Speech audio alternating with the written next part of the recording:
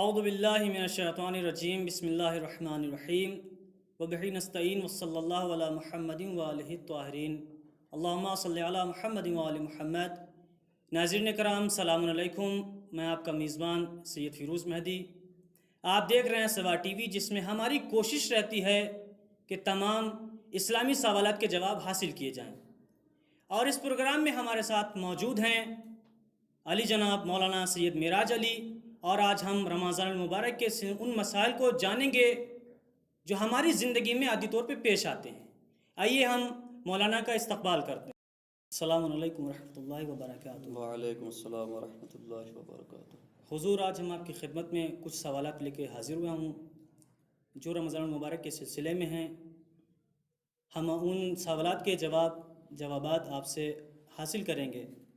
سب سے پہلا سوال ہمارا یہ ہے کہ ضعیف مرد یا عورت جن کے لیے روزہ رکھنا سخت ہے، کیا ان پر روزہ رکھنا واجب ہے؟ اعوذ باللہ من الشیطان اللعین الرجیم، بسم اللہ الرحمن الرحیم، الحمد للہ رب العالمین والصلاة علی اہلہ والسلام علی اہلہا، اما بعد فقد قال الامام الباقر علیہ الصلاة والسلام لکل شیء ربیع وربیع القرآن شہر رمضان۔ قبل اس کے کہ میں آپ کے سوالات کا جواب دوں، آپ کی خدمت میں پانچویں امام حضرت محمد باقر علیہ الصلوۃ والسلام کی ایک مختصر سی حدیث میں نے پیش کی۔ لکل شیء ربیع، ہر شے کی ایک بہار ہے، وربیع القرآن شہر رمضان، اور اس قرآن کی جو فصل بہار ہے، اس قرآن کی جو بہار ہے، یہ ماہ مبارک رمضان ہے۔ تو اس سے پہلے کہ میں دو تین باتیں آپ کی خدمت میں اپنی ذمہ داری سمجھتے ہوئے عرض کر دیتا ہوں کہ دیکھیے، یہ ماہ مبارک رمضان یہ ماہ عبادت ہے، ماہ استغفار ہے، ماہ برکت ہے۔ اس ماہ مبارک رمضان کی بہت ساری فضیلتیں ہیں، بہت سارے برکات ہیں اس کے، لہٰذا اس میں جو سب سے پہلی ہماری ذمہ داری ہے کہ اس میں زیادہ سے زیادہ ہم قرآن مجید کی تلاوت کریں، کیونکہ یہ قرآن مجید کے لیے بہار کا موسم ہے۔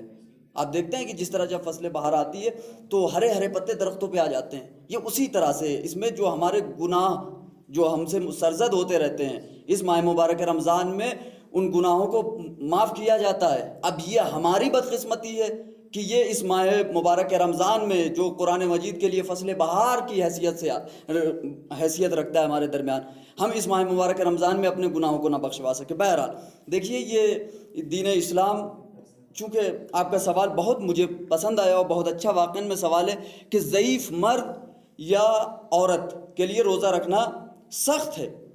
ایک خاتون ہے جو ضعیفہ ہے، ایک بزرگ ہے جو ضعیف ہے، ان کے لیے روزہ رکھنا سخت ہوتا ہے۔ کیا ان کو روزہ رکھنا چاہیے؟ تو سب سے پہلے میں قرآن مجید کی ایک مختصر سی آیت آپ کے سامنے پیش کر دوں۔ بسم اللہ الرحمن الرحیم، لا یکلف اللہ نفسا الا وسعها، کہ پروردگار عالم نے کسی بھی انسان کو اس سے بڑھ کے تکلیفیں نہیں دی کہ جس سے کا وہ تحمل نہ کر سکے، جس کو برداشت نہ کر سکے۔ تو اس آیت کی روشنی میں جو قرآن سے ہمارے علماء نے نتیجہ نکالا وہ یہی ہے۔ اب بہرحال جو ہمارے مراجع کے فتاویٰ ہیں، ان میں بھی ان کا یہ فتویٰ شامل ہے کہ مطلب ایک ضعیفہ ہے، روزہ نہیں رکھ سکتی، ان کے لیے سخت ہوتا ہے، کیا وہ روزہ رکھے، یا ایک بزرگ ہے۔ تو دیکھیے، سب سے ضعیف مرد یا عورت کے لیے اگر روزہ رکھنا مشقت کا سبب بن رہا ہو، یعنی ان کے اوپر سخت گزر رہا ہو روزہ رکھنا، تو وہ روزے کو ترک کر سکتے ہیں۔ پہلی بات، وہ روزے کو ترک کر سکتے ہیں، اور ہر دن کے بدلے ایک مد طعام نکالنا۔ دوسری بات، اور ایک مد طعام تو دینا ہے، لیکن اس کی قضا واجب نہیں ہے، ٹھیک ہے، اس کی قضا واجب نہیں ہے۔ اور اگر بالکل روزہ رکھنے کے لائق نہیں ہو تو پھر آپ کو یہ ایک مد طعام دینے کی بھی ضرورت نہیں ہے، یعنی یہ جو ایک مد طعام آپ دے رہے ہیں یہ کفارے کے طور پہ دے رہے ہیں۔ اگر کوئی انسان بالکل روزہ رکھنے کی حالت میں نہ ہو تو اس کو کفارے کی بھی ضرورت نہیں ہے، اور نہ ہی روزے کی قضا واجب ہے۔ یہ دوسری بات تھی۔ اور دیکھیے ایک چیز اور، اسی مسئلے میں ایک چیز کا اور حکم آتا ہے، ذوی العطاش، یعنی ایک انسان ہے جس کو پیاس بہت زیادہ لگتی ہے، کیا وہ روزہ رکھے؟ اگر روزہ رکھے گا تو پیاس لگے گی تو ہو سکتا ہے کہ وہ بیمار پڑ جائے، تو اس کے لیے بھی یہی حکم ہے۔ ایک انسان ہے جس کو پیاس زیادہ لگتی ہے، اگر پیاس سختی سے اسے پیاس لگتی ہے، پیاس کی شدت معلوم ہوتی ہے، تو وہ روزہ نہ رکھے۔ اور اس کا بھی یہی حکم ہے کہ ایک متطعم جو ہے ایک روزے کے بدلے وہ دے دے. یہ چیز ہے, یہ مسائل ہمارے درمیان ہے. حضور ہمارا دوسرا سوال یہاں سے شروع ہوتا ہے کہ ماہ رمضان مبارک میں عورتوں کے لپسٹک لگانے کا کیا حکم ہے؟ جی, ماہ مبارک رمضان میں لگا سکتی ہیں عورتیں, لپسٹک لگا سکتی ہیں, کوئی حرج نہیں ہے لگانے میں. لیکن نماز کے لیے پھر جب وضو کریں گی تو اس وقت ان کو خیال رکھنا ہوگا کہ اس کو برطرف کیا جائے پہلے, اس کے بعد وضو صحیح ہوگا. حضور ہمارا تیسرا سوال یہ ہے کہ ماہ مبارک رمضان میں سحری کرنے کا کیا حکم ہے, اور کیا سحری کرنا مستحب ہے یا مستحب نہیں ہے؟ جی دیکھیے, ممکن ہے, ہو سکتا ہے کہ ایک انسان ہے جو سحری نہیں کرتا ہے اور وہ بغیر سحری کے روزہ رکھتا ہے, تو ہو سکتا ہے کہ اس کے لیے ضعف کا سبب ہو, وہ کمزوری کا باعث بنے سحری نہ کرنا. اسی لیے مستحب قرار دیا گیا ہے کہ آپ سحری کھائیے. اور چونکہ پیغمبر اسلام حضرت محمد مصطفیٰ صلی اللہ علیہ وآلہ وسلم کی حدیث ہے جس کا مفہوم یہ ہے کہ مطلب سحری کو ترک نہ کیا جائے, اس میں بھی برکتیں پوشیدہ ہیں.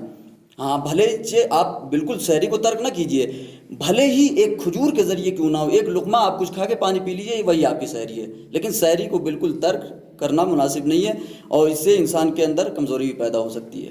میرا چوتھا سوال آپ کی خدمت میں یہ ہے کہ روزے کی حالت میں آنکھ اور کان میں دوا ڈالنے کا کیا حکم ہے؟ جی, اس میں کوئی حرج نہیں ہے, بشرط یہ ہے, بشرطے کہ اس دوا کا ذائقہ جو ہے حلق تک نہ پہنچے.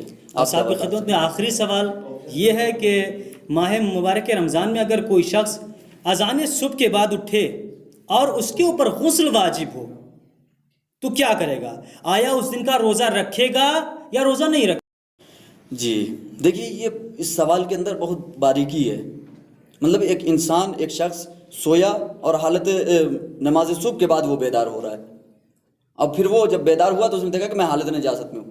پہلی بات, اس کا روزہ صحیح ہے, روزے پہ کوئی حرف نہیں آئے گا, اس کا روزہ صحیح ہے, لیکن نماز کے لیے اس کو غسل کرنا پڑے گا.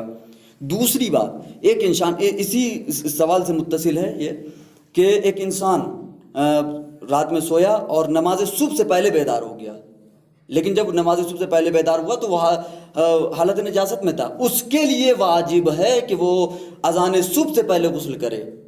اگر وہ اذان صبح سے پہلے بیدار ہوا اور اذان صبح سے پہلے غسل نہیں کیا اس نے, تو پھر اس کا اس دن کا روزہ واجب نہیں ہے. اس کے لیے پھر چونکہ جان بوجھ کے روزہ چھوڑا ہے اس نے, اس کے اختیار میں تھا, چاہتا غسل کر لیتا, لیکن اس نے غسل نہیں کیا, تو پھر اس کے لیے قضا بھی ہے روزے کی, اور اس کے ساتھ ساتھ کفارہ بھی واجب ہے, چونکہ اس نے جان بوجھ کے روزہ ترک کیا. حضور آپ کا بہت بہت شکریہ کہ آپ نے ہمارے لیے اپنا قیمتی وقت ہمیں دیا اور بہت اچھے جوابات آپ نے دیے ہیں, ہم آپ کے شکر گزار ہیں. ناظرین کرام, آپ دیکھ رہے ہیں سوار ٹی وی. اگر آپ کے ذہن میں کوئی سوال ہو یا کوئی سوالات ہوں تو آپ کمنٹس باکس میں یا پھر ہمارے دیے گئے نمبر پہ بھیج سکتے ہیں.